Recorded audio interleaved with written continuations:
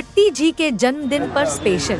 मनमोहन शाह बट्टी जी का जन्म 14 जून 1962 को अमरवाड़ा तहसील के ग्राम हिर्री जमुनिया में उदय भान शाह बट्टी के यहाँ हुआ था। स्नातकोत्तर तक शिक्षा ग्रहण कर पंचायत एवं समाज कल्याण विभाग में पंचायत निरीक्षक के पद पर कार्य किया। बट्टी जी की 2 पत्नी में एक शिक्षक है और दूसरी पत्नी घरेलू महिला है। उनकी 3 पुत्रियां हैं।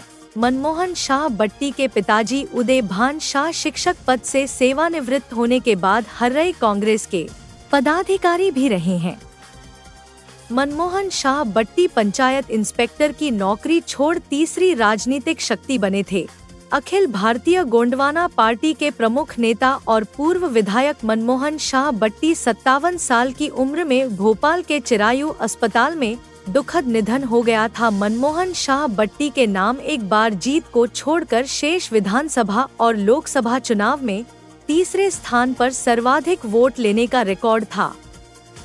अपने कैरियर में एमए तक शिक्षा ग्रहण करने वाले बट्टी बालाघाट के बैहर में पंचायत इंस्पेक्टर हो गए थे। उसके बाद उन्होंने नौकरी को तिलांजलि देकर आदिवासियों के शोषण और अन्याय का मुद्दा बनाकर राजनीतिक संघर्ष की राह चुनी। इससे उन्हें गोंडवाना के प्रमुख नेता की पहचान मिली। वे आदिवासियों की शक्ति को एकजुट करने में वर्ष 2003 के विधानसभा चुनाव में कामयाब रहे और अमरवाड़ा विधानसभा क्षेत्र से विधायक निर्वाचित हुए। वर्ष 2008 के बाद उन्हें दोबारा सदन में पहुंचने का अवसर नहीं मिला, लेकिन 2008 से लेकर वर्ष 2019 के चुनाव तक उन्होंने हर विधानसभा और लोकसभा चुनाव में तीसरी शक्ति के रूप में सर्वाधिक वोट लिए। उनकी राजनीतिक संगठन शक्ति का लोहा कांग्रेस और भाजपा के नेता भी मानते थे। जैसे ही उनके निधन की सूचना मिली, उनके चाहने वालों पर शोक की लहर छा गई थी और गोंडवाना के इतिहास के नायक के साथ एक युग के अंत हो गया था। परंतु मौजूदा दौर में देवरावेन भानसा भलावी ही वो शख्स है जिसमें बट्टी जी का अक्स दिखता है।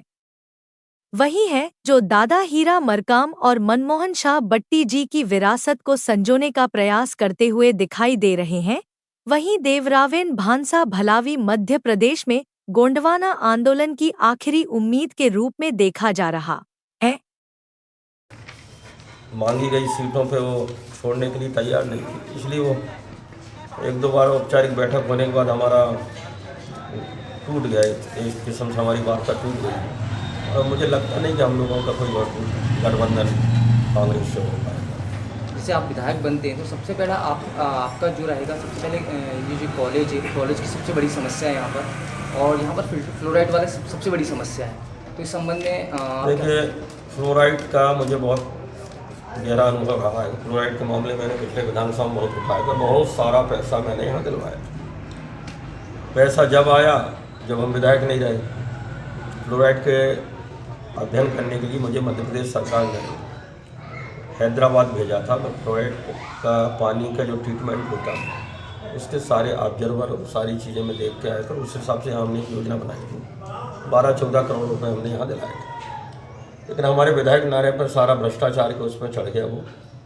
लेकिन ये जरूर है कि फ्लोराइड के लिए हम अलग से जो रीछन नाला डैम हमने बनवाया था, उससे हम कोई ऐसा पेयजल व्यवस्था करेंगे कि उन गाँव में जहाँ पर ये ज़्यादा प्रभाव है फ्लोराइड का, एक ट्रीटमेंट प्लांट करके या वहाँ के पानी को की सीधी सप्लाई हो पेयजल के लिए, ये व्यवस्था हमारे दिमाग पर पहले से ही पेयजल की। दूसरा मुख्य जो हमारा है कि हम चाह रहे हैं कि ज़्यादा से ज़्यादा डैम बने किसानों के लिए सिंचाई के। और आपको आश्चर्य होगा कि जब हम 5 साल में हमने लगभग 12